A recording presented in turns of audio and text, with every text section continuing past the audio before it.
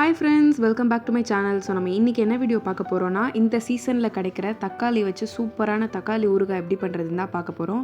அதுக்கு ஃபஸ்ட்டு வந்து ஒரு கடாயில் வெந்தயத்தையும் கடுகையும் நீங்கள் வந்து ட்ரை ரோஸ்ட் பண்ணி எடுத்து வச்சுக்கோங்க.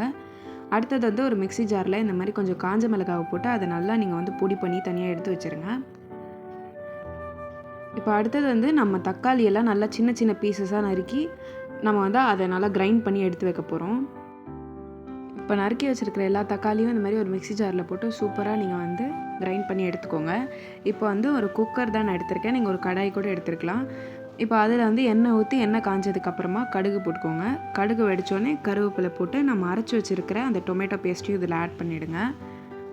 இப்போ அடுத்தது வந்து இதில் நம்ம கொஞ்சம் பெருங்காயம் போட்டுக்கலாம். பெருங்காயத்தோட உப்பு போட்டு அதில் மஞ்சத்தூளும் போட்டுக்கலாம். பெருங்காயத்தோட ஃப்ளேவர் வந்து இந்த ஊறுகாயில் கொஞ்சம் நிறையா இருந்தால் தான் சூப்பராக இருக்கும். அடுத்தது நம்ம ஸ்டார்டிங்லேயே அரைச்சி வச்ச அந்த காஞ்ச மிளகாவோட பொடி இருக்குல்ல, அதையும் இதில் போட்டுருங்க.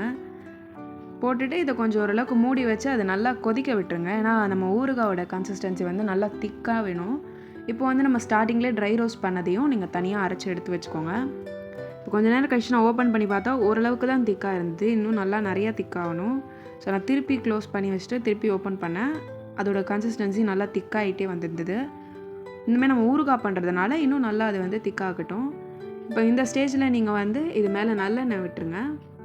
இப்போ பார்த்திங்கன்னா அந்த நல்லெண்ணெய் வந்து நல்லா இப்படி மேலே வந்து எழும்பி நிற்கும். நம்ம இன்னும் கொஞ்சம் மூடி வச்சு நம்ம அதை நல்லா திக் பண்ணி விட்டுறலாம். இப்போ இதுக்கு மேலே வந்து நாட்டு சர்க்கரையை சேர்த்துக்கலாம். எனக்கு வந்து நாட்டு சர்க்கரையோட ஃப்ளேவர் ரொம்ப பிடிக்கும், அதனால் நான் அது மோஸ்ட்டாக எல்லா டிஷ்லேயுமே ஆட் பண்ணுவேன். இதுக்கப்புறம் நம்ம கடுகு வெந்தய ட்ரை ரோஸ்ட் பண்ண பொடியும் இதில் போட்டு நம்ம இறக்கிட்டோன்னா சூப்பரான தக்காளி ஊறுகாய் செம்மையாக ready. Okay, bye friends, next வீடியோவில் பார்க்கலாம்.